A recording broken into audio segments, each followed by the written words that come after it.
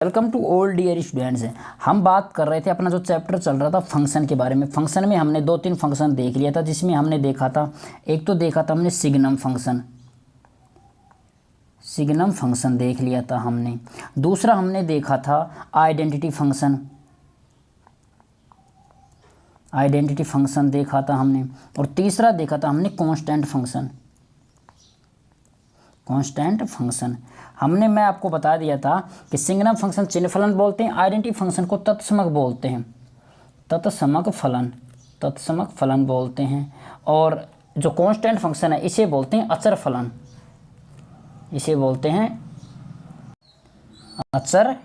बोलते हैं। लेकिन आज का अपना जो टॉपिक है वो एक इम्पोर्टेंट है, जिसे मैं वो लिखता हूँ GIF है।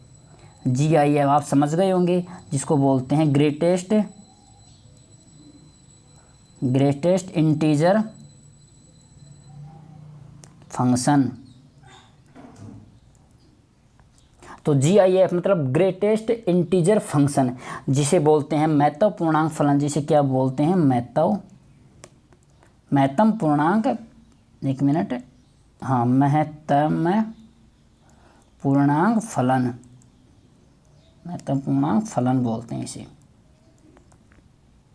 और ये एक इम्पोर्टेंट टॉपिक है, मैं बता दूं GIF, क्योंकि ये कैलकुलस में बहुत काम आता है। कैलकुलस के टॉपिक में तो लगभग GIF आता ही है हर काम में। तो इसके बिहेवियर को जानते हैं। हमें पता है कि किसी भी फंक्शन के बिहेवियर को जानने के लिए हमें 3 चीज़ का जानना आवश्यक होता है। पहला चीज़, किसी भी फंक्शन का डोमेन पता होना चाहिए हमें, कि उस फंक्शन का डोमेन क्या है। दूसरा होता है उसकी रेंज पता होनी चाहिए। और तीसरा होता है कि उसका जो ग्राफ है ये पता होना चाहिए। डोमेन का मतलब हमें पता है प्रांत होता है, रेंज का मतलब होता है परिसर होता है, और ग्राफ का मतलब तो आरेख होता है। ये हमें पता है। तो किसी भी फंक्शन का बिहेवियर जानने के लिए हमें ये 3 चीज़ें पता होनी चाहिए, डोमेन, रेंज और ग्राफ है। तो चलिए ग्रेटेस्ट इंटीजर फंक्शन के बारे में, हम जो अपना जो टॉपिक था GIF ग्रेटेस्ट इंटीजर फंक्शन, इसके बारे में बात करते हैं। इसके बिहेवियर को जानते हैं कि इसका बिहेवियर क्या होता है किसी भी नंबर के लिए। तो सबसे पहले मैं बता दूं कि जो ग्रेटेस्ट इंटीजर फंक्शन को f(x) = ग्रेटेस्ट x, इस प्रकार से इसको दर्शाते हैं ग्रेटेस्ट इंटीजर फंक्शन को। इसको मैं बता दूं, इसको बोलते हैं हम ग्रेटेस्ट इंटीजर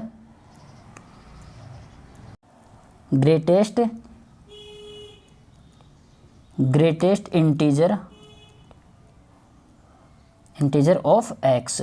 इसे बड़े ब्रैकेट, इसे बड़ा ब्रैकेट ही बोलते हैं, इसे बड़ा ब्रैकेट ही बोलते हैं, या फिर ग्रेटेस्ट इंटीजर फंक्शन x। इस प्रकार से इसको दर्शाते हैं हम GIF को। और बता दूं मैं, GIF को हम स्टेप बाय स्टेप फंक्शन भी बोलते हैं। इसे क्या बोलते हैं? Step by step function, step wise या step by step function.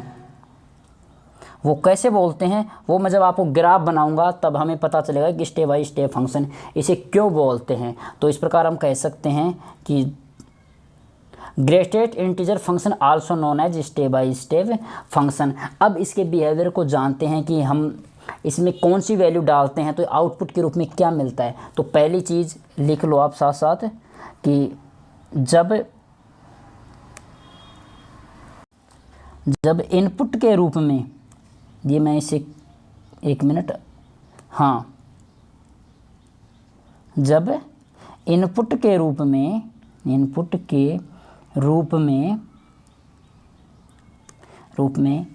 Integer value डाली जाती है। इंटीजर का मतलब होता है पूर्णांक। इंटीजर वैल्यू डालते हैं, वैल्यू या नंबर डालते हैं तो आउटपुट के रूप में, आउटपुट के रूप में हमें इंटीजर वैल्यू ही प्राप्त होती है। इंटीजर वैल्यू या इंटीजर नंबर ही प्राप्त होता है। तो मैंने क्या लिखा है सही से देखना कि जब इनपुट के रूप में इंटीजर वैल्यू डालते हैं, इंटीजर वैल्यू क्या होती है, पूर्णांक होता है, उसको डालते हैं तो आउटपुट के रूप में हमें इंटीजर वैल्यू ही प्राप्त होता है। वो कैसे होता है वो मैं आपको ले चलता हूँ अपने नए पेज पर, वहाँ से समझाता हूँ मैं। चलो ये नया पेज अपना, तो इसमें समझाता हूँ। पहली चीज़ हम लेते हैं पॉजिटिव इंटीजर लेते हैं हम, कि ग्रेटर इंटीजर फंक्शन में x की जगह हम अगर पॉजिटिव इंटीजर डालते हैं तो क्या मिलता है। तो देखिए जैसे हमने 3 डाला तो आउटपुट के रूप में हमें मिला 3, हम डाले 5 तो आउटपुट के रूप में मिला 5, हमने डाला 2 तो आउटपुट के रूप में मिला 2। ये तो क्या है, ये है पॉजिटिव, ये तो है पॉजिटिव इंटीजर। अब डालते हैं हम अपना नेगेटिव इंटीजर, क्या, negative integer. Negative integer x की जगह डालते हैं, जैसे -3 डाल दिया तो -3 मिला आउटपुट के रूप में। अगर -2 डाला तो आउटपुट के रूप में -2 मिला, और -1 डाल दिया तो -1 मिला। और तीसरा हमें पता है कि जब हम पॉजिटिव या मतलब 0 डालते हैं आउटपुट के रूप, इनपुट के रूप में, तो आउटपुट के रूप में हमें 0 ही प्राप्त होता है। तो हमने 3 चीज़ देखी, क्या क्या देखा हमने, कि एक तो पॉजिटिव वैल्यू डाला, पॉजिटिव वैल्यू इंटीजर वैल्यू डालते हैं तो वो की वही इनपुट के रूप में मिलती है, और वही मैंने लिखा है क्या, कि जब इनपुट के रूप में इंटीजर वैल्यू डालते हैं तो आउटपुट के रूप में इंटीजर वैल्यू ही प्राप्त होती है। तो यही मैंने कहा था, और इसमें भी मैंने यही बताया था कि जैसे हमने पॉजिटिव इंटीजर वैल्यू डाला, 3 डाला तो 3 ही प्राप्त हुआ, 5 डाला तो 5 ही प्राप्त हुआ।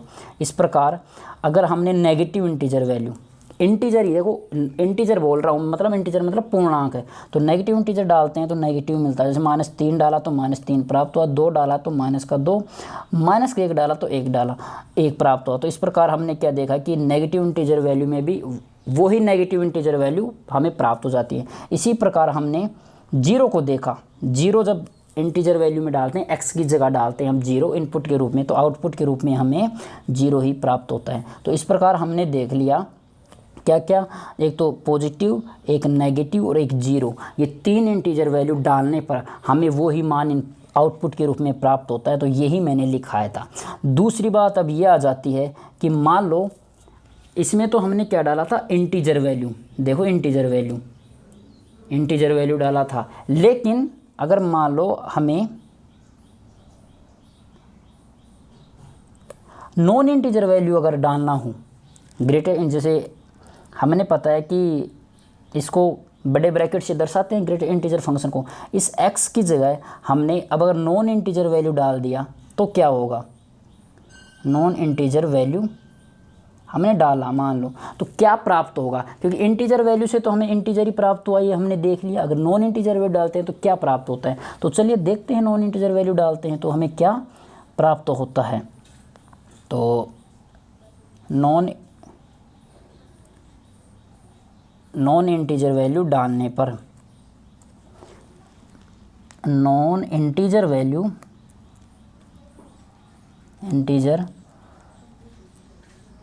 डालने पर तो नॉन इंटीजर वैल्यू हम डालते हैं तो क्या प्राप्त होता है। तो चलिए करते हैं बात। पहली चीज़, अगर पॉजिटिव नॉन इंटीजर वैल्यू डालते हैं तो पॉजिटिव में जैसे 2.1 डाला तो हमें मिला 2, जैसे 3.7 डाल दिया हमने तो हमें मिला 3, हमने डाला 9.9 तो हमें मिला 9। अब बात करते हैं हम अपने नेगेटिव नॉन इंटीजर वैल्यू की। नेगेटिव नॉन इंटीजर वैल्यू डाल दिया, जैसे कि हमने डाला -5.7 तो हमें मिला -6। हमने डाला -9.5 तो आउटपुट के रूप में हमें प्राप्त हुआ -10। हमने डाला -0.1 तो हमें प्राप्त हुआ -1। इस प्रकार हमने ये देखा।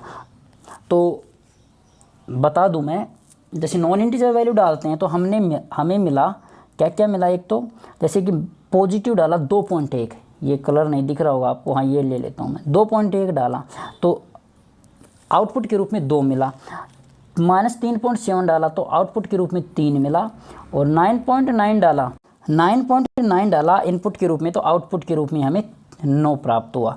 और इसी प्रकार हम देखें, अपने नेगेटिव नॉन इंटीजर वैल्यू की, तो माइनस का 5.7 से तो माइनस का 6 आया, माइनस का 9.5 से माइनस का 10 आया, और माइनस का 0.1 से माइनस का 1 आया। ये कैसे आया?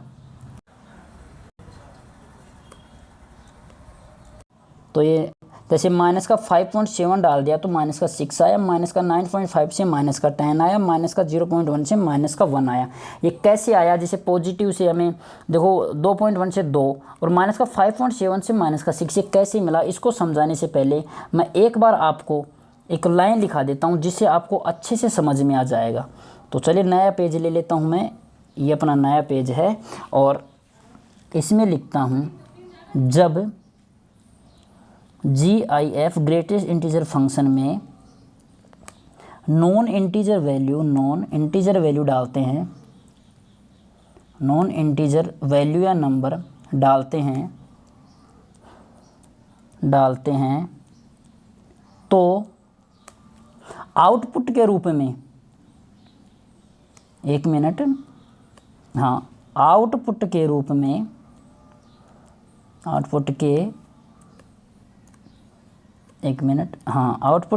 में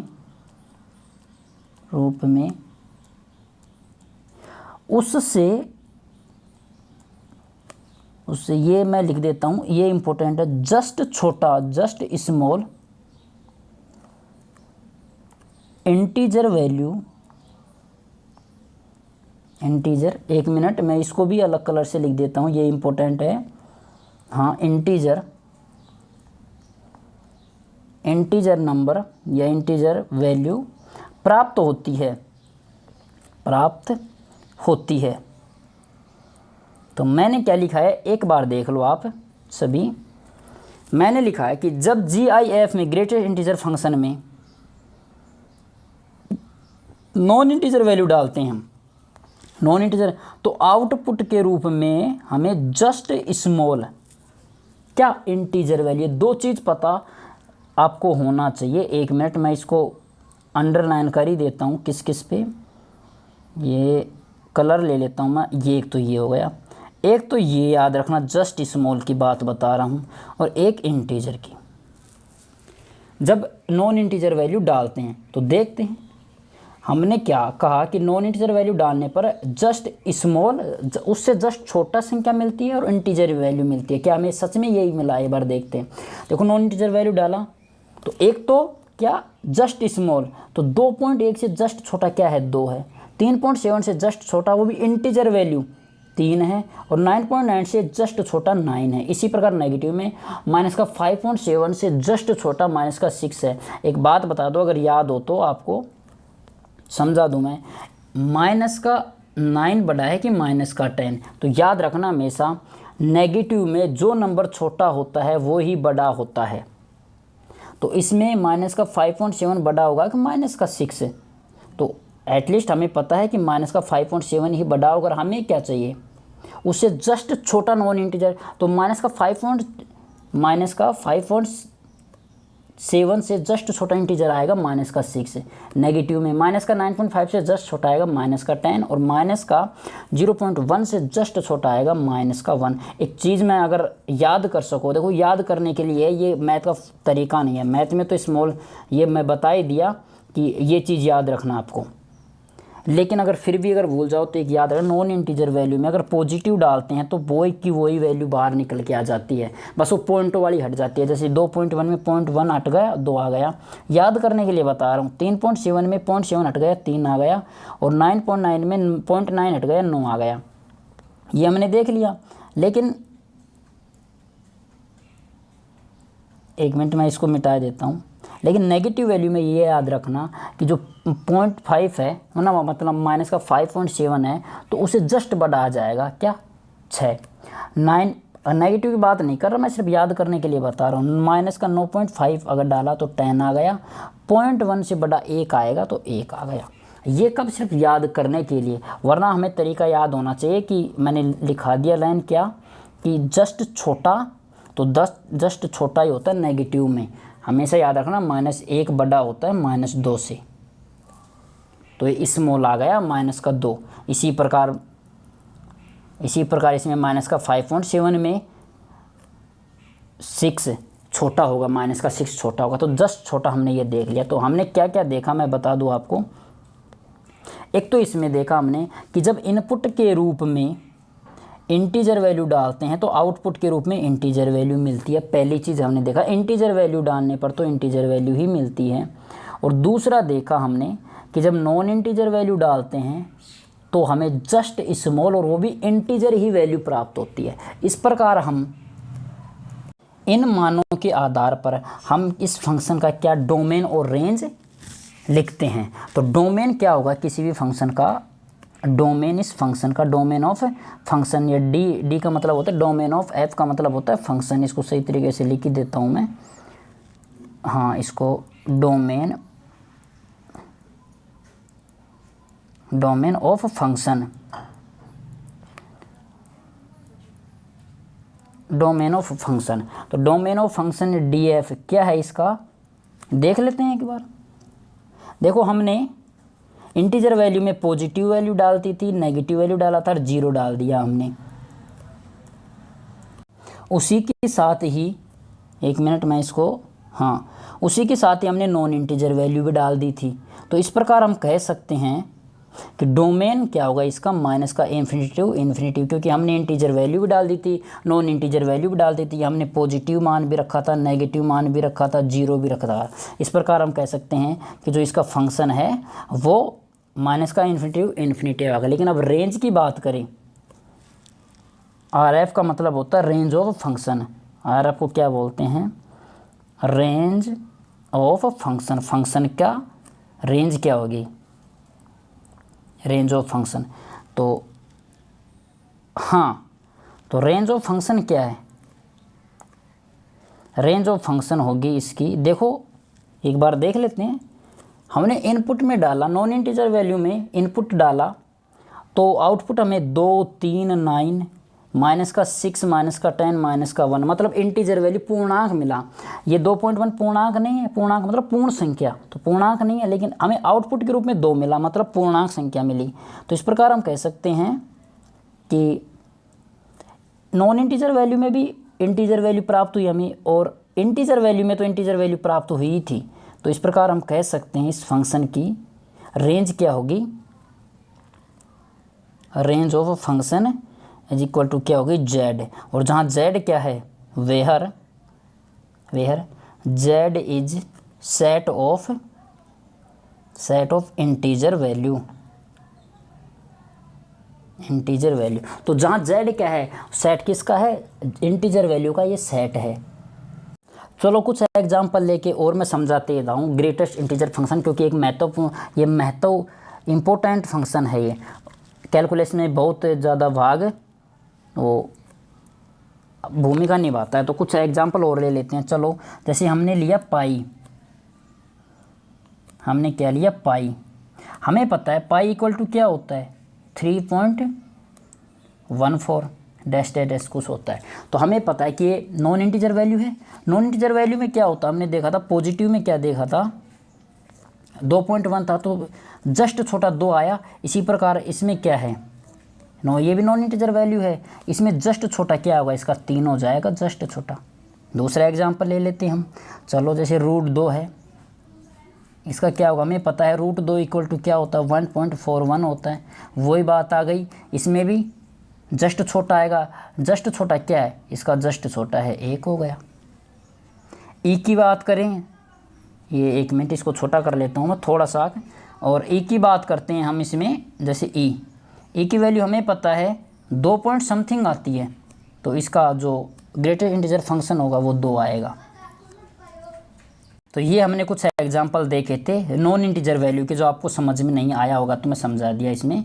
तो हम चलते हैं अब अपना नेक्स्ट ग्रेटेस्ट इंटीजर फंक्शन में, जो नेक्स्ट टॉपिक है उसको लेकर चलते हैं, ताकि और भी अच्छे से समझ में आ जाए। तो GIF का नेक्स्ट हम करते हैं रियल नंबर पर। क्या है, रियल नंबर पर, रियल नंबर लाइन पर, नंबर लाइन पर GIF। तो रियल नंबर लाइन पर GI मतलब greatest integer function real number पर, रियल नंबर लाइन पर कैसे समझाता है, मैं तो उसको समझा देता हूँ। मैं इसको जस्ट छोटा कर लेता हूँ मैं, और ऊपर एक कोने में, हाँ। तो GIF को बताऊँ मैं, ये अपने को रियल नंबर लाइन है, बीच में हमें 0 मिलता है, यहाँ पर 1 हो गया, ये 2 हो गया, ये 3 हो गया, ये 4, ये 5, ऐसे चलता रहता है। इधर -1, -2, -3 देखते जाना। मैं अगर अपनी यहाँ ले लेता हूँ मैं Z, मतलब ये Z मतलब fx ले लेता हूँ, 1 मिनट सॉरी, हाँ fx लेता हूँ ग्रेटर इंटीजर फंक्शन में, ये बीच में Z है, मान लो ये कुछ भी, ये अपना Z है, 1 मिनट ये Z ही लिख लेता हूँ, मतलब इंटीजर वैल्यू हमने डाला fx में, इसमें इस ब्रैकेट में x की जगह हमने यहाँ पर Z डाला, तो आंसर क्या आएगा। तो हमें पता है Z किसके बीच में आ रहा है, 3 और 4 के बीच में आ रहा है। 3 और 4 के बीच का मतलब 3 पॉइंट समथिंग आ रहा है, और 3 पॉइंट समथिंग का मतलब होता है 3 से जस्ट छोटा आएगा, क्योंकि जिसमें पॉइंट आता है उससे जस्ट छोटा 3 आएगा पॉजिटिव में। तो इसका आंसर कितना आएगा, इसका आंसर आएगा 3। ये समझ में आ गया। अब बात कर लेते हैं इसकी इधर के वाले की, एक कोई नेगेटिव एग्जांपल और ले लेते हैं। अगर मैंने ले लिया मान लो यहाँ पर Z नेगेटिव में, अब ये किस किस के बीच में आ गया, अब ये बीच में आया, 1 मिनट मैं कलर चेंज कर लेता हूँ, इसका नया और कलर ले लेता हूँ, हाँ ये आ गया ना। तो अब मान लो Z अपन आया -3 और -2 के बीच में, इसका मतलब होता है ये आया माइनस का 2 पॉइंट समथिंग के बीच में आया। ये माइनस का 2 पॉइंट समथिंग से मतलब जस्ट छोटा कितना आएगा, ये आएगा जस्ट छोटा आएगा इसका -3, ये आंसर आएगा इसका। ये याद हो गया अच्छी तरीके से। मैं दोबारा समझा देता हूँ एक बार नंबर लाइन को लेके, जैसे कि हाँ अपना था Z यहाँ पर किसके बीच में, 3 और 4 के बीच में। 3 और 4 का मतलब होता है 3 पॉइंट समथिंग कुछ भी हो, और 3 पॉइंट समथिंग का मतलब हमें पता है कि एक बार इधर मैं दिखाई देता हूँ ना, जैसे इसमें 3 पॉइंट समथिंग में हमें लिखा था 3, क्योंकि 3 point something non integer value है, तो 3 पॉइंट समथिंग का मतलब इसका आएगा 3। अब बात कर लेते हैं हम एक अपने इधर के वाली बात कर लेते हैं, इधर अपना Z। अब इसमें क्या करें, अपना Z है इसके बीच में -2 और -3 के बीच में, मतलब अपना Z है -2 पॉइंट समथिंग के बीच में, 2 पॉइंट समथिंग के बीच में। अगर 2 पॉइंट समथिंग के बीच में है तो इससे जस्ट बड़ी कौन सी वैल्यू आएगी, इसका आएगी value -3।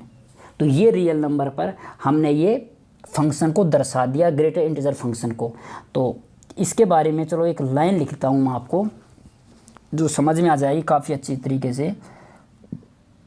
Greatest integer function of x is the, जो bracket of x is the greatest integer less than और इक्वल टू x। ये याद रखना है। इसमें मैंने क्या कहा, जो अपना जो ब्रैकेट का जो x होता है ना, bracket great integer function of x है, वो क्या होगा, वो या तो लेस देन होगा किससे, ग्रेटेस्ट x से, या इक्वल टू होगा। इसको हम कैसे लिख सकते हैं, इसको लिख सकते हैं हम x ग्रेटर इंटीजर, ये इक्वल या लेस देन होगा x से, मतलब इसमें x बड़ा होता है। यही मैंने लिखा था, ग्रेटर इंटीजर फंक्शन x से या तो छोटा होगा या फिर इक्वल टू होगा। कौन, ग्रेटर इंटीजर फंक्शन किससे, x से, इस x से या तो छोटा होगा या इसके बराबर होगा, ये ग्रेटर इंटीजर फंक्शन x है। तो इसको मैं ये लाइन तो लिख देता हूँ और बाकी का मिटा देता हूँ। तो ये हमने लिख लिया, क्या लिखा कि greater integer x is greatest integer less than और इक्वल टू x, या तो इससे छोटा होगा या इसके बराबर होगा। ओके, तो चलते हैं अपने नेक्स्ट पॉइंट पर, ग्रेटर इंटीजर फंक्शन के जो नेक्स्ट पॉइंट पर। अब हम बात करेंगे, जो हमने देख लिया, देखो एक बार मैं दिखा देता हूँ, हमने इसका रियल नंबर लाइन पर भी GIF को देखा, हमने देख लिया इसका डोमेन और रेंज देख लिया। अब क्या बची, किसी भी फंक्शन को जानने के लिए उसका बचा ग्राफ। तो किसी भी फंक्शन का क्या बचा, अब ग्राफ। तो ग्राफ देखते हैं हम, ग्राफ देखते हैं। तो ये अपना क्या है, 1 मिनट में इसको जस्ट छोटा कर लेता हूँ, हाँ छोटा तो हुआ नहीं, फिर भी चलो जो हो गया। ये अपना है जेड ओ एक्स एक्सिस और ये अपना है वाई एक्सिस, क्योंकि एक्स एक्सिस पर ही दर्शाते हैं ग्राफ को। अब देखते हैं इसको, मैं 1 मिनट थोड़ा सा साइड में ले लेता हूँ, ले लिया, और कुछ एग्जाम्पल के आधार पर आपको मैं ये समझाता हूँ। हमने मानो 0 पुट किया इसमें, तो आउटपुट के रूप में हमें 0 मिला। हमने 0.1 डाला तो आउटपुट के रूप में हमें तब भी 0 मिला। अगर हमने -0.2 डाल दिया तो भी आउटपुट के रूप में 0 मिला। कब तक? जब तक 0.9 तक तो ये 0 ही मिलेगा। 1 पर ये 1 मिलता है, इतना आपको पता है, क्योंकि इसे जस्ट छोटा 0.1 से जस्ट छोटा आता है 0। हाँ, अगर इसमें ये बात करता, अगर जैसे कि नेगेटिव की बात कर लेता, माइनस का 0.1 आता, तब आउटपुट के रूप में माइनस का 1 आता, क्योंकि वो भी वही बात है। देखो पॉजिटिव में 0.1 डाला तो जस्ट छोटा 0 ही आता है पॉजिटिव में, और नेगेटिव में अगर 0.1 डाला है तो नेगेटिव में इसे जस्ट छोटा क्या आएगा? माइनस का 1, क्योंकि 0.1 बड़ा होता है किससे? माइनस के 1 से। तो ये देख लिया, तो चलो ग्राफ पे दर्शाते हैं। तो हमने क्या देखा कि जैसे कि 0 पे 0 रहा, कब तक रहा? ये अपना 1 है, 1 मिनट में इसको अलग कलर से दर्शा देता हूँ। हाँ, 1 2 3 4, माइनस को 1, माइनस का 2, माइनस का 3, ये है। ओके, तो एक इसको रेड कलर लेके, तो हमने देखा कि 0 से 0 पुट किया तो 0 आया। कब तक आया? 0.9 तक। जैसे ही हमने 1 पर पहुंचा, किस पर? 1 पर पहुंचा, ये हमें प्राप्त मान दे देता है 1। फिर 1 से 2 तक चलता है, जैसे ही हमने 2 पर पहुंचा तो ये मान क्या दे देता है? 2 दे देगा। फिर 2 से 3 की तरफ बढ़ते हैं, जैसे ही हमने 3 पर, देखो ये मैंने जो गोला किया है 0 सा, जिसमें बीच में भरा नहीं है, मतलब ये 3 तक पहुंचा ही है। जैसे 3 पर पहुंचा तो हमें मान दे दिया इसने 3। इसी प्रकार वो 4 की बात करता है तो 4 पहुँच जाता है। इसी प्रकार ये नेगेटिव वैल्यू दे देता है वो 1 मिनट। हाँ, ये -1, जैसे यहाँ से बढ़ा है ये, तो ये दे देता है यहाँ पर माइनस का 2। इससे जैसे वो करता है तो ये 1 मिनट में इसको मिटाए दे देता हूँ। हाँ, ये माइनस का 3 यहाँ पर लेके आ जाता है ये। 1 मिनट। हाँ, कैसे? दोबारा समझ लो कि मैं दूसरे कलर को लेके चलता हूँ। हाँ देखो, मैंने कहा कि 0 से, देखो 0 से 1 की तरफ जैसे ही बढ़ा, 1 पे आते ही इसने 1 को कवर कर लिया, क्योंकि हमें पता है कि जैसे 1 डालेंगे तो आउटपुट के रूप में 1 मिलता है। करेक्ट? तो जैसे ही हमने 1 डाला तो ये 1 अपना आ गया। जैसे ही 1 से 2 की तरफ बढ़ा, तब तक देखो 1 से 2 की तरफ मान लो 1.5 है, तभी भी आउटपुट के रूप में 1 ही प्राप्त होगा। सही है? तो 1 से 2 के बीच में ये जा रहा है, तो जैसे ही 2 पे पहुंचा तो इसने 2 पे क्लिक कर दिया, मतलब 2 पे कवर, क्योंकि जैसे ही 2 पर आएगा तो आउटपुट के रूप में 2 दे ही देगा। ठीक है, अब बढ़ाइए 2 से आगे 3 की तरफ, तो जैसे 2 से 3 की तरफ, मतलब मान लो 2.9 पे आ गया तो आउटपुट के रूप में तो 2 ही प्राप्त होगा, तब भी 2 ही प्राप्त होगा। तो जैसे ही ये 3 पर पहुंचेगा तो 3 को कवर कर लेगा ये। इसी प्रकार ये चलता रहेगा ऐसे। इसी प्रकार ये नेगेटिव में मान जाएगा, 0 से -1 की तरफ आएगा। जैसे ही इसको 0 से -1 की तरफ, मतलब 0 माइनस का 0 पॉइंट समथिंग, माइनस का 0.1 डाल दिया मान लो, तो माइनस को 1 ही प्राप्त हुआ। तो जैसे ही वही बात है कि जैसे यहाँ से चला तो -1 से चला ये 2, तो जहाँ पर 2 आते ही 2 को कवर कर लिया। इसी प्रकार 2 से 3 की तरफ। तो ये एक बार ग्राफ देखो आप इसका ग्राफ। एक मिनट, एक कलर लेता हूँ मैं दूसरा और वो उससे समझाता हूँ मैं आपको। अपने पास आ गया कोई, यही ले लो चाहिए। हाँ, ये नया वाला दिखेगा नहीं, चलो देखते हैं। देखो ग्राफ से कैसे पता चला, यहाँ पे पैर रखा हमने, यहाँ गया, यहाँ से यहाँ, यहाँ से यहाँ, यहाँ से यहाँ, फिर हमने 3 वाली सीढ़ी चढ़ी, फिर 4 वाली, ऐसे चढ़ते गए हम। तो ये क्या है, आपको क्या लग रहा है? ये तो चल रहा है ये सीढ़ी नुमा, ये तो आपको नहीं लग रहा है ये सीढ़ी है जैसे कोई, और सीढ़ी पे हम चढ़ रहे हैं। इसी कारण इसको क्या बोलते हैं, इसी कारण इसको बोलते हैं step wise function, step wise step function. इसी कारण ये सीढ़ी नुमा है ना, इसी कारण इसे स्टेप वाइज स्टेप फंक्शन बोलते हैं। तो ग्राफ तो इसका पता चल ही गया आपको ये, और ये सीढ़ी नुमा है तो इस प्रकार इसको स्टेप वाइज स्टेप फंक्शन बोला जाता है। अब हम कुछ ग्रेटर इंटीजर फंक्शन की प्रॉपर्टीज़ की बात करते हैं। तो क्या बात करें हमने, properties of greatest integer function. तो हमने प्रॉपर्टीज ऑफ GIF मतलब ग्रेटर इंटीजर फंक्शन की हमने, अब अगर प्रॉपर्टी देखते हैं तो पहली प्रॉपर्टी लिखो आप, इसको जस्ट छोटा कर लो थोड़ा सा कोने में, हाँ, और अब लिखो पहली प्रॉपर्टीज़ की कोई भी, जैसे x को हम ब्रैकेट में दे देते हैं, फिर दूसरा ब्रैकेट और फिर तीसरा ब्रैकेट। तो ये क्या मान देगा, एक ब्रैकेट के बराबर ही मान देगा ये पहली प्रॉपर्टी। याद रखना, एग्जाम्पल के साथ समझाता हूँ, फिर मैं एक प्रॉपर्टीज़ को मैं एक एग्जाम्पल के साथ समझा देता हूँ ताकि आपको अच्छे से समझ में आ ही जाएगा। तो देखो मान लेते हैं कि हमने डाला 2.3, क्या ये एग्जाम्पल है, एग्जाम्पल 2.3 डाला, और इसको 2 ब्रैकेट और 3 ब्रैकेट।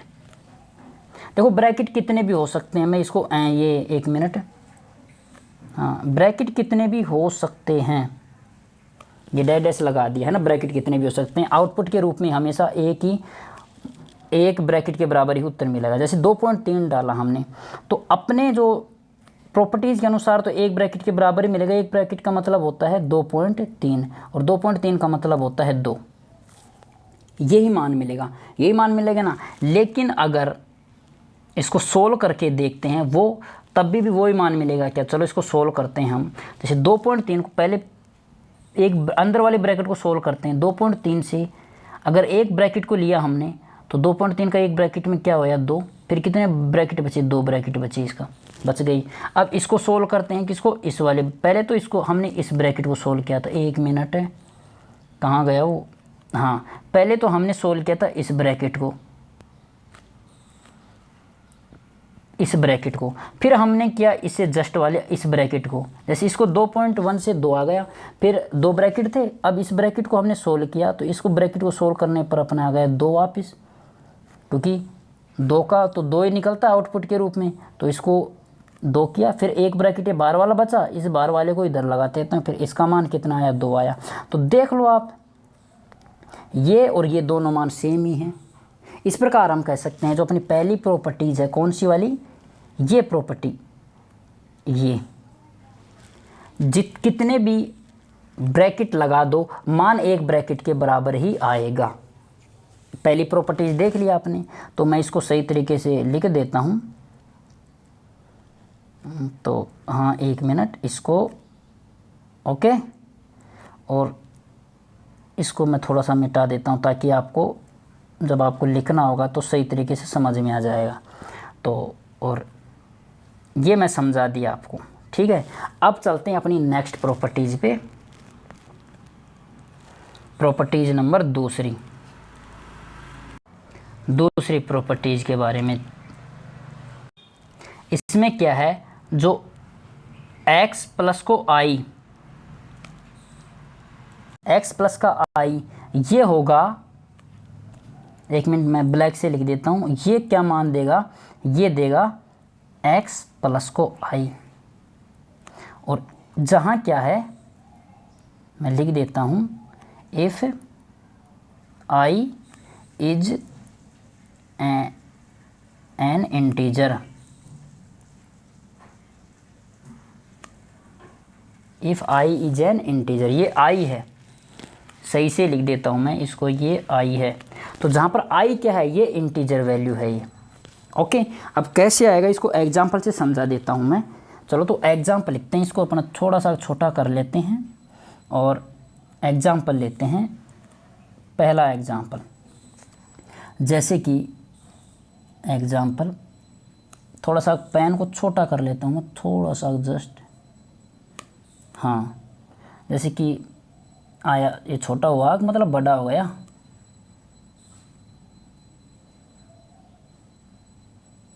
चलो ये ठीक है। जैसे कि 1.3 प्लस को 6, ये अपने पास कोई भी एग्जाम्पल है। इसको कैसे करते हैं, तो वही अपने प्रॉपर्टीज़ के अनुसार तो बाद में कर लेते हैं, एक बार प्रॉपर्टीज़ के अनुसार ही कर लो। चलो, प्रॉपर्टीज़ में क्या है, एक्स इंटीजर, इंटीजर मतलब पूर्णांक, पूर्णांक बाहर आ जाता है, तो 6 बाहर आ जाएगा, 6 क्या बाहर आ जाएगा, तो 1.3 प्लस को 6, इसको करते हैं आगे सोल्व। 1.3 का कितना आ गया 1, और 6 का 6 इक्वल टू 7। क्योंकि इसको बता दूं मैं, ये नॉन इंटीजर वैल्यू है।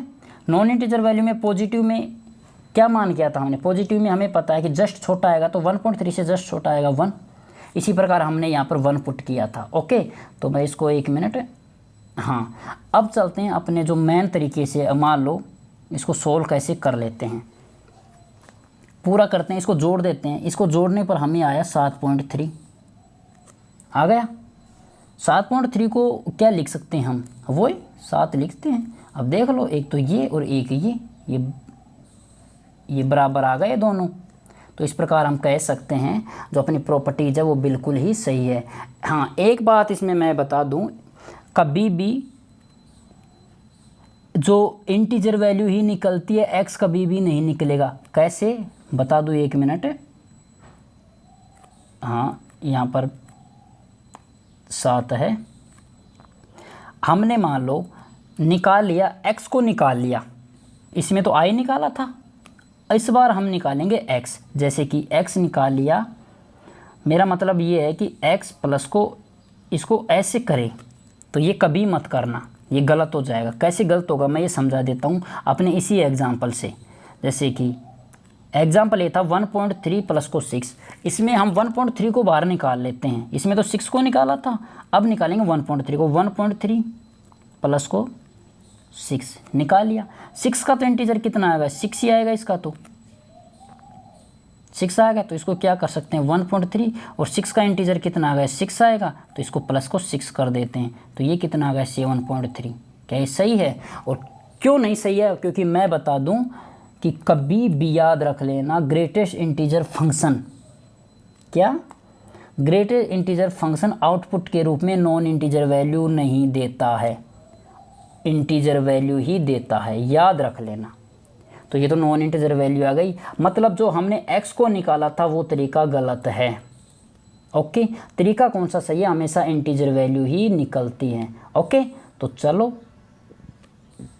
इसको मैं मिटा ही देता हूँ, ये गलती है तो भाई मिटा ही देता हूँ। ये अपनी दूसरी प्रॉपर्टीज़ थी, तो ये समझ में आ गई होगी आपको। चलिए, तो अब बात करते हैं अपनी नेक्स्ट प्रॉपर्टीज़ के बारे में, थर्ड प्रॉपर्टीज़। ये बहुत ही इंपॉर्टेंट है, याद रखना, भूलना मत इस प्रॉपर्टीज़ को, ये प्रॉपर्टीज़ याद रखना। तो तीसरी प्रॉपर्टीज़ क्या है कि जब x और प्लस को माइनस को x डाल देते हैं बड़े ब्रैकेट में, तो ये दो मान पुट करता है। कौन सा, एक तो माइनस का 1, एक 0 पुट करता है।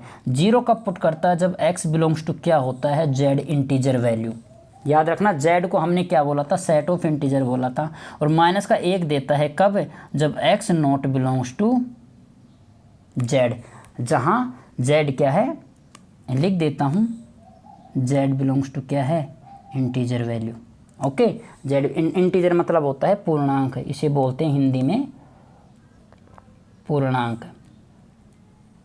ओके, तो हमने देखा कि जो एक तो x और एक माइनस एक्स, इन दोनों को जोड़ते हैं ब्रैकेट में, मतलब greatest integer function of x और greatest integer function of minus x, इनको दोनों को जोड़ देते हैं, तो एक तो वैल्यू देगा माइनस का 1, एक 0 देगा। माइनस का 1 देता है जब z इंटीजर वैल्यू नहीं है, मतलब पूर्णांक नहीं है, मतलब z क्या होना चाहिए, 2.1 हो या पॉइंटों में होना चाहिए, मतलब कुल मिला के, जैसे पाई पाई हो गया, पाई भी 3.14 आता है, तो मतलब z होना चाहिए नॉन इंटीजर वैल्यू।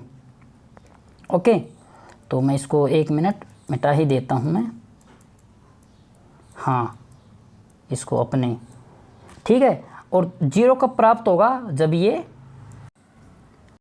z मतलब इंटीजर वैल्यू होगी x का मान, तब ये 0 दे देगा। तो चलिए एग्जाम्पल से समझते हैं, ये सच में ऐसा ही देता है कि कभी ये फेंक ही रहा है, तो इसको एक बार समझ लेते हैं। तो चलो एग्जाम्पल लेते हैं अपना फर्स्ट एग्जाम्पल से,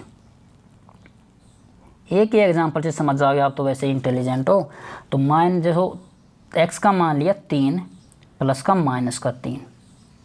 पहली चीज़, जब x बिलोंग्स टू z और x का मान हमने लिया था 3, क्या 3 पूर्णांक है? बिल्कुल पूर्णांक है भाई, अपने आप में पूर्ण है, तो z पूर्णांक है, तो इसको सोल्व करने पर इसको क्या करते हैं, सोल्व। याद रखना, देखो यहाँ से 3 ग्रेटर इंटीजर 3 से 3 पूर्णांक निकल जाता है, और -3 से माइनस का 3 निकलता है, कितना आ गया, 0 आ गया। तो हमें क्या, वही प्रॉपर्टीज ने भी यही बोला था, जब x बिलोंग्स टू z है तो तब मान कितना आएगा, 0। देख लो तो नहीं, ऊपर ही रहा ना, आ गया 0, हो गई तसल्ली। अब बात करते हैं जब ये नॉन इंटीजर वैल्यू हो, जैसे कि हमने डाला एग्जाम्पल के रूप में माइनस का 5.3 डाल दिया हमने, प्लस को माइनस का 5.3। ये क्या है, ये है जहाँ हमें मिल गया, जहाँ x क्या है, नॉन इंटीजर वैल्यू, पूर्णांक नहीं है 5.3 भी, ये भी पूर्णांक नहीं है, ये भी पूर्णांक नहीं है। तो जब पूर्णांक नहीं है तो हमें पता है नॉन इंटीजर वैल्यू में पॉजिटिव में क्या होता है, जस्ट छोटा क्या है, इसका 5 है, प्लस का माइनस का 5.3, इसका जस्ट छोटा क्या निकलेगा, इसका निकलेगा माइनस का 6, और दोनों का जब जोड़ करते हैं तो निकलता है माइनस का 1। दोबारा देख लो भाई, 1 मिनट, हाँ माइनस का 5.3 का छोटा क्या मान क्या निकलेगा, 5 निकलेगा, प्लस, और माइनस का 5.3 से जस्ट छोटा क्या है, माइनस को 6 है, इन दोनों को जोड़ते हैं तो माइनस का 1 निकलता है। और यही प्रॉपर्टीज ये का आता है इसने कि देखो ऊपर ही ऊपर देखो, जब नॉन इंटीजर वैल्यू है तो माइनस का 1 मान देगा। ओके ठीक है, तो ये यहाँ अपनी तीसरी प्रॉपर्टीज हो गई। ये एग्जाम्पल याद रख लेना, अगर याद रखना चाहो तो माइनस का 1, ठीक है। अब बात करते हैं अपनी ये प्रॉपर्टीज़, ये चौथी प्रॉपर्टीज़ तो आपको मैं पहले बता ही चुका हूँ। फोर्थ प्रॉपर्टीज वो कि ग्रेटेस्ट इंटीजर ऑफ x ये लेस देन इक्वल टू होता है x, ये अपन को मैंने आपको बता ही दिया। इसका भी एग्जाम्पल अगर देखना चाहो तो देख लो एक बार, इसका एग्जाम्पल अगर देखना चाहो तो इसका एग्जाम्पल, ये एग्जाम का मतलब होता है एग्जाम्पल। मान लेते हैं, एक तो x का मान हमने माना, इधर ही मान लेते हैं ना, x बराबर हमने माना 7.3, ओके मान लेते हैं, नॉन इंटीजर वैल्यू डालते हैं 7.3, इसका मान क्या निकलेगा, 7 निकलेगा, नॉन इंटीजर वैल्यू है, जस्ट छोटा 7 आ गया इसका मान। और x का मान कितना था अपना 7.3, और जो ग्रेटर इंटीजर माइनस 7.3 का माइनस नहीं पॉजिटिव 7.3 का मान कितना है 7 आ गया। तो क्या 7 ये इसको सेटिस्फाई कर रहा है, बिल्कुल कर रहा है, क्यों नहीं कर रहा भाई 7.3 बड़ा है, मतलब x बड़ा है किससे, ग्रेटर इंटीजर x से, तो ये इस प्रॉपर्टीज़ को दर्शाता है, ये अपनी चौथी प्रॉपर्टीज़ है। ओके तो ये याद ही कर लेना, इसको मैं लिख ही देता हूँ सही तरीके से, 1 मिनट, ये जो गोला है ना इसको हटा ही देता हूँ मैं सभी के, हाँ, और लिख देता हूँ मैं कि जो अपना जो 7.3 है वो क्या है, ग्रेटर देन है किससे, 7 से, और यही प्रॉपर्टीज ये बोल रही है, सेम टू सेम प्रॉपर्टीज यही बोल रही है। अब हम अपना एक एग्जाम्पल लेके इस जो अपना ग्रेटर इंटीजर फंक्शन है इसको समाप्त करते हैं। तो एक एग्जाम्पल ले लेते हैं, बढ़िया सा का एग्जाम्पल है और उससे समझ में आ जाएगा। फिर एग्जाम्पल जब करेंगे इसको पूरे को, एक बार पूरे फंक्शन को करेंगे तब समझ लेंगे। तो एग्जाम्पल अपने पास x, 1 मिनट, हाँ एग्जाम्पल एग्जाम्पल में क्या लिया हमने, x greater integer x plus को x, ओके, फिर वापस ब्रैकेट कर दिया, फिर एक बार ओ जी एक्स कर दिया और फिर वापस ब्रैकेट कर दिया और क्या बोल दिया, ग्रेटर देन 19 ओके। इसको कैसे सोल्व करते हैं इस प्रकार के क्वेश्चन को, तो वही अपनी पहली प्रॉपर्टीज़ है, हमने पहली प्रॉपर्टीज़ में ये बताया था। ये अपने पहली प्रॉपर्टीज़ देख लो आप, ये अपनी पहली प्रॉपर्टी, इसमें x था अपना, जैसे ये था x 3 ब्रैकेट थे, मान एक ही ब्रैकेट का आया था, मतलब हमने एक एक ब्रैकेट को खोल के किया था। इसी प्रकार हम इसको एक एक ब्रैकेट को अपना जो अपना एग्जाम्पल था, कौन सा एग्जाम्पल कहाँ, हाँ ये अपना एग्जाम्पल, इस एग्जाम्पल को वही बात है, इसको एक एक ब्रैकेट को खोल के हम सोल्व करते हैं। तो चलिए सोल्व करते हैं। पहले इस ब्रैकेट को निकाला हमने, बाहर वाले को निकाल लो, या फिर इसको निकालते हैं अंदर वाला, सॉरी बाहर वाला नहीं, अंदर वाले इस x को निकालते हैं। जैसे इसको निकाला x, क्योंकि जितने भी ब्रैकेट में डाल दो तो ब्रैकेट एक ही मान आएगा। फिर अगला क्या आता है, जैसे इसको निकालते हैं तो ये अंदर ये बचता है, ये एक मिनट देखो, ये बचता है, ये ब्रैकेट बचता है, ये ब्रैकेट बचता है, तो x, तो ये ब्रैकेट हो गया और प्लस को ये x दे दिया हमने यहाँ पर x, फिर ये ब्रैकेट ये अपना यहाँ गया। एक मिनट,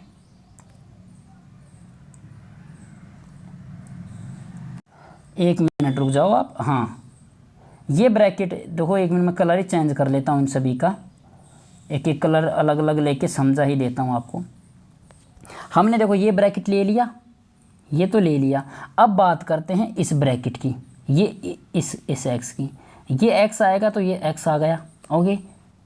कौन सा ब्रैकेट अब आता है, मैं नया कलर लेता हूँ, अब आता है ये अपना ब्रैकेट, ये ब्रैकेट आएगा इसमें तो ये ब्रैकेट डाल दिया, ओके। उसके बाद अपना आएगा x, ये अपना x आएगा तो प्लस का x कर देते हैं, और उसके बाद आएगा, देखो अलग अलग ब्रैकेट लेके चलता हूँ, उसके बाद ये ब्रैकेट आएगा, उसके बाद ये ब्रैकेट आ गया, ये बड़ा ब्रैकेट आ गया, ओके, मतलब हाँ ये ब्रैकेट आ गया, ये था।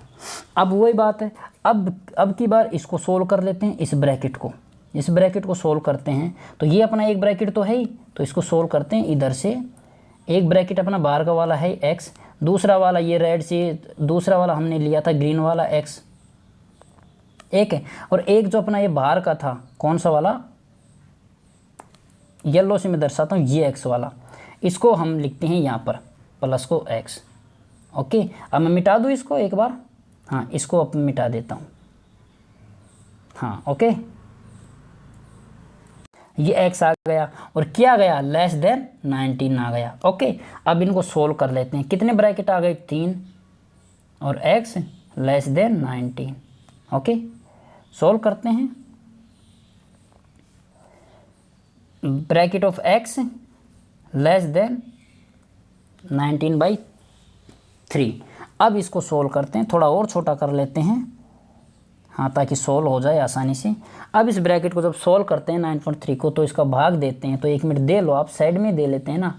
जैसे 9.3 का भाग दिया 3 से, तो कितना आया, अप्रॉक्सीमेट आएगा 6.33, ये आ गया।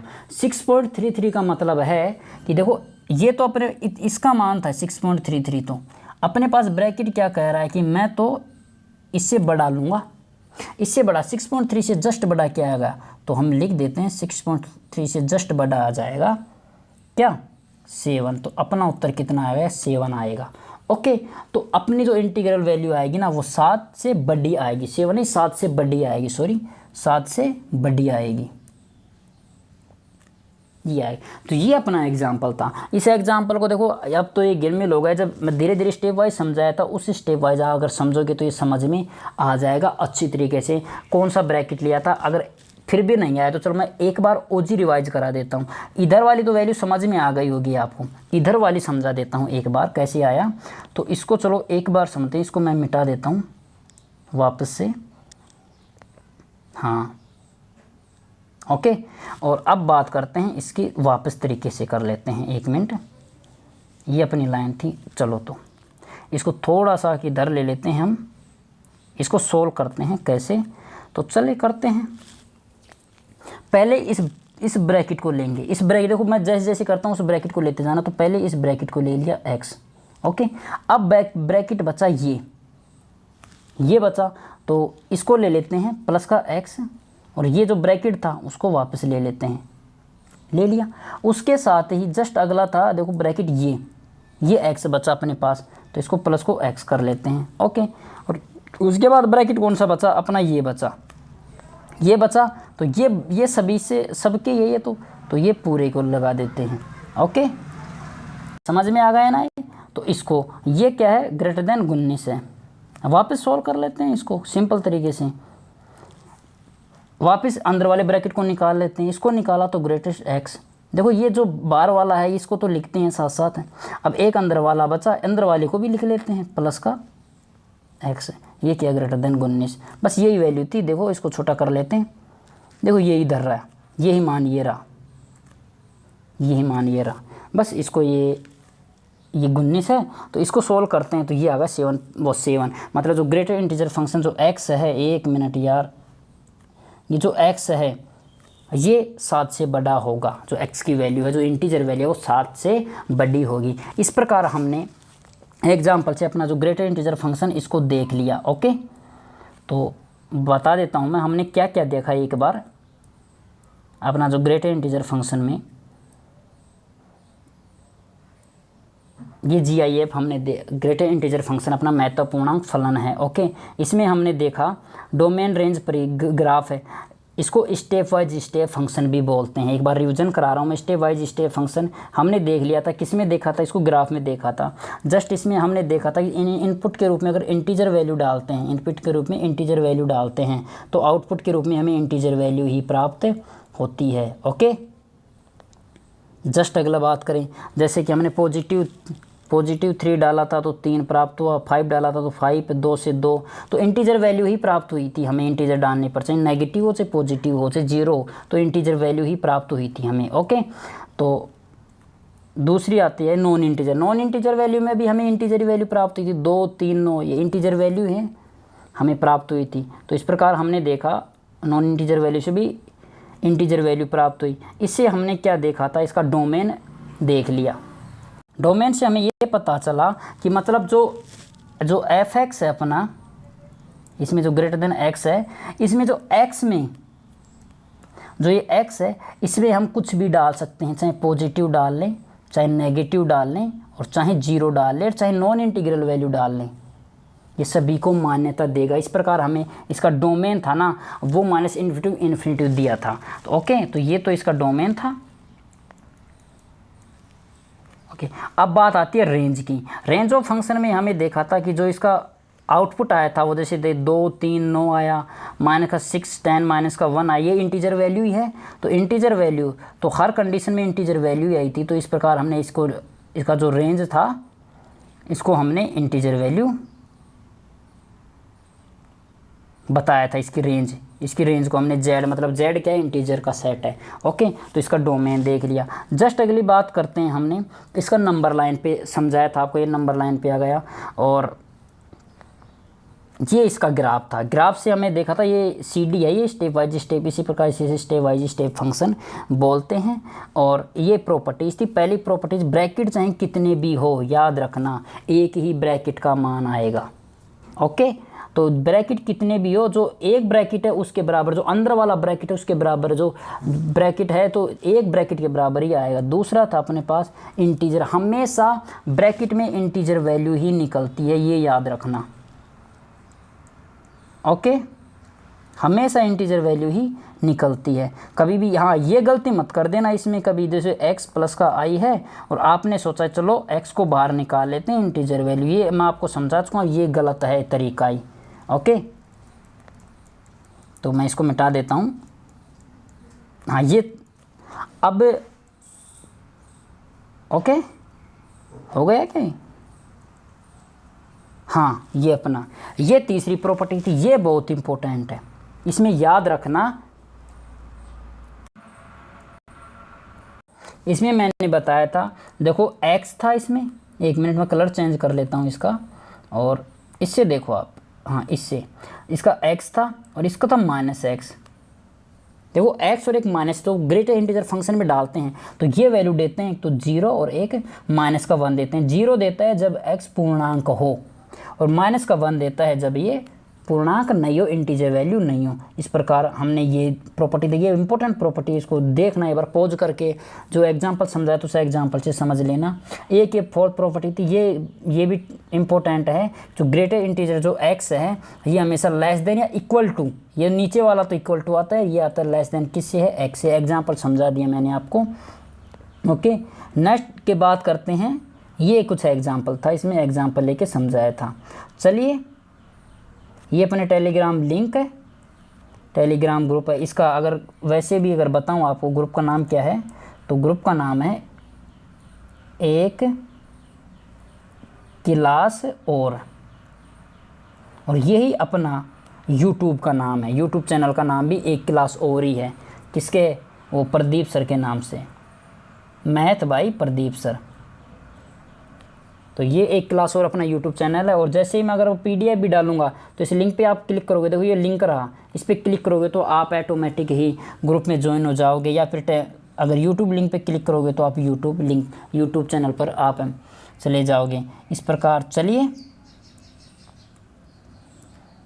मिलते हैं। और जाने से पहले अगर लेक्चर पसंद आया हो तो लाइक, शेयर और सब्सक्राइब ये तो करना ही है। और कुछ क्वेश्चंस पूछने तो आप कमेंट में डाल सकते हैं अपने क्वेश्चंस, मैं अगले लेक्चर में आपको वो आपके क्वेश्चंस को सॉल्व करा दूंगा। ओके, तो चलते हैं। तो जाने से पहले सब्सक्राइब करना, जब आपको अच्छा लगे लेक्चर तो ही करना, आप पे कोई फोर्स नहीं है। जब आपको लेक्चर अच्छा लगे तो लाइक, शेयर और सब्सक्राइब करना। और थैंक यू, फिर मिलते हैं। और अपना वो ही जाने से पहले जय हिंद भाइयों, थैंक यू।